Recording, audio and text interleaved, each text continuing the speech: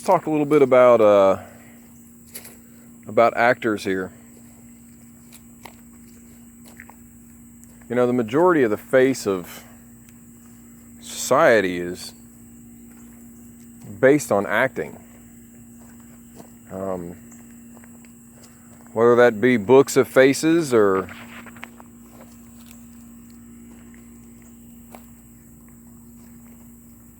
pictures that go away real quick, especially when you want to try to hide it. But on to the actors. I want to talk about one of the actors that I liked the most when I was a kid, and of course I'm nearing my mid-30s, or I'm right below the mid-30 mark.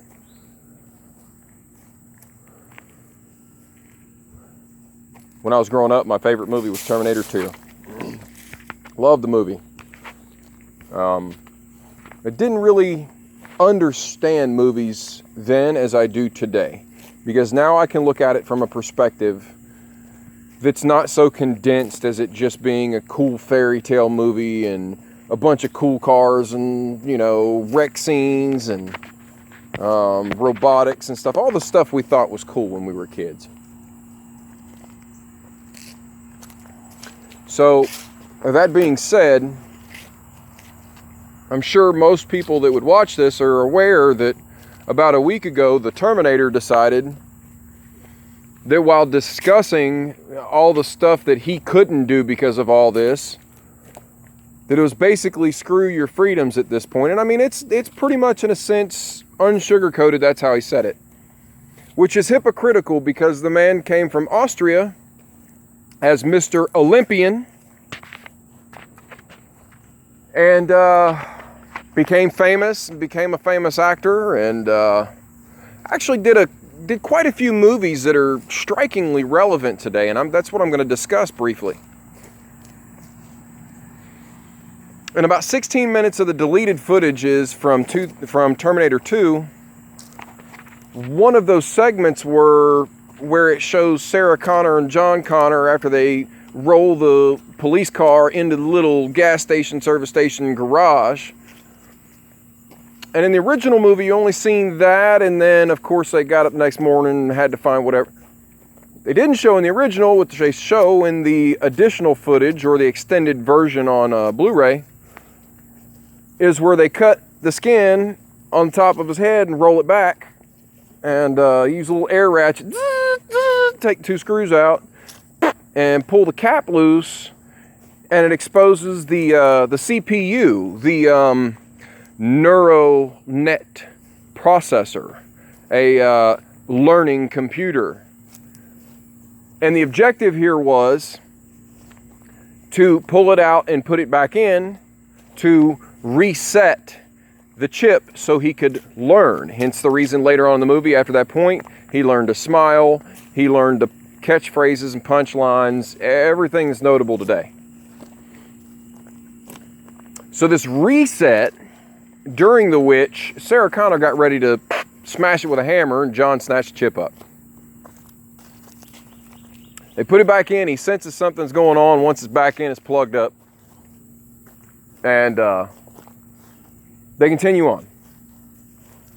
Of course, most of you know the movie from there. On to the next one, which would have predated this, which would have been Kindergarten Cop. And everybody knows the most common phrase from Kindergarten Cop, so I'm not going to repeat it for YouTube's sake. The one aspect that I remember from that movie the most, and again, I haven't watched this movie in quite a few many years, but I do remember this.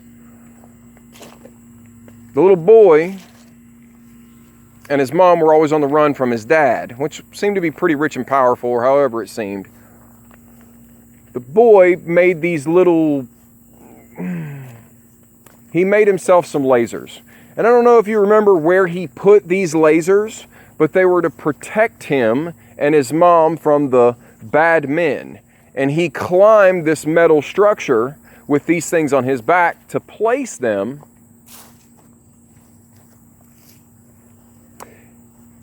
And that's another key moment. The movie Eraser. There was a technology in the beginning of that movie that allowed them to see through the walls, even down to the skeletal structure and the heartbeat.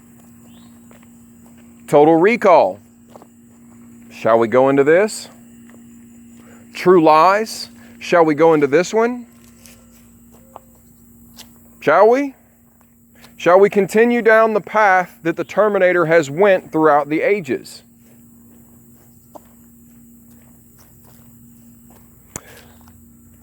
I find this striking because we hear this same man who came to the United States for the same freedoms that we all want, and now that he's rich and powerful and has been the governor of a state, and he wasn't a natural-born citizen,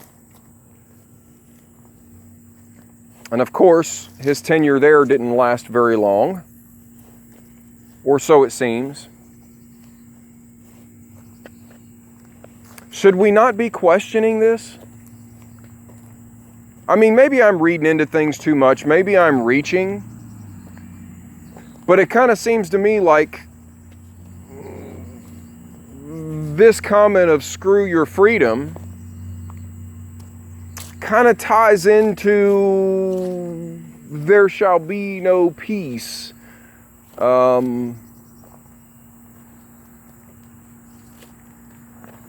The talking web is becoming fully aware here. The irony was that in Terminator 2, the world was supposed to end in 1997.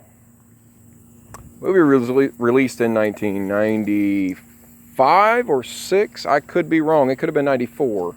I'll have to go back and verify that. Excuse me.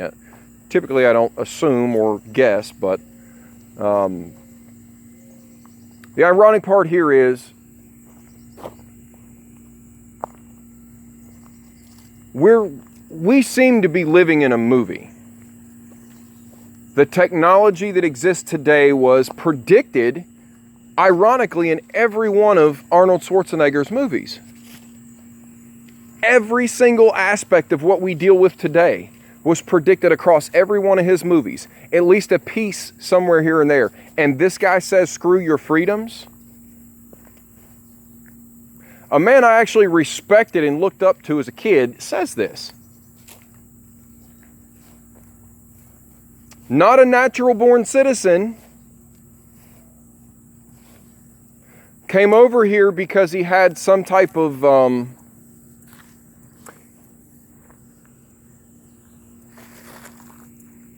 advantage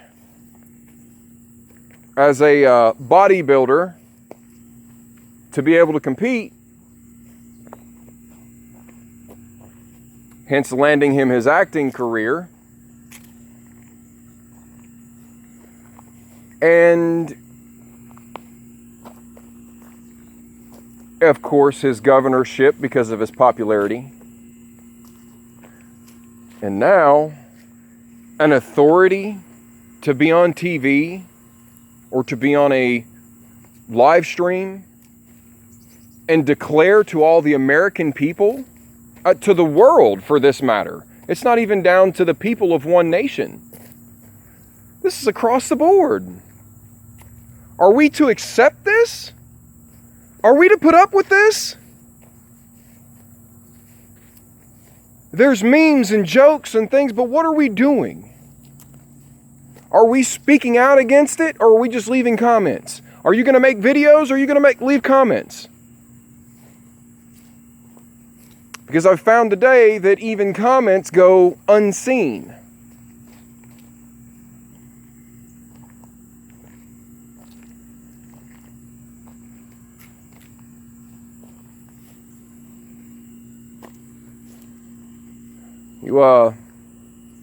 You may want to go back and start reviewing all the entertainment from the 90s, even the 80s, and start putting the pieces together. There are some pretty important aspects of the entertainment industry not only from the 70s, 80s, 90s, 2000s, and to current, but there are quite a few things that should be rather disturbing in a logical thinker's mind. And what I mean by logical is rational. Some may think that my connections between rational and logical in relation to technology today mirroring that of movies. Man, I was a big fan of Arnold Schwarzenegger, and I'm pretty sure I've seen all of his movies. And I've got a really, really sharp memory.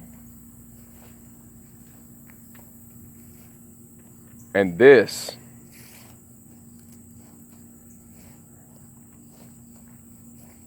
appears to be predictive entertainment at its best. Terminator 3 is another one that is striking in this, because when the TX obtained control over Arnold, the Terminator, in Terminator 3, while he was beating the crap out of the hood of this, it was either a Jeep, I think it was a Jeep. I don't think it was an S10, but I think it was a Jeep. While he's beating the hood on either side of the John Connor of the movie, he says, "I can't control this. I can't stop this. The TX has control over me."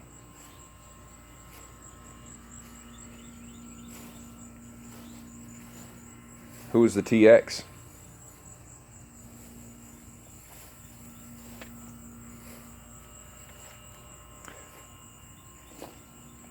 You can choose not to take anything I say with any more than a grain of salt.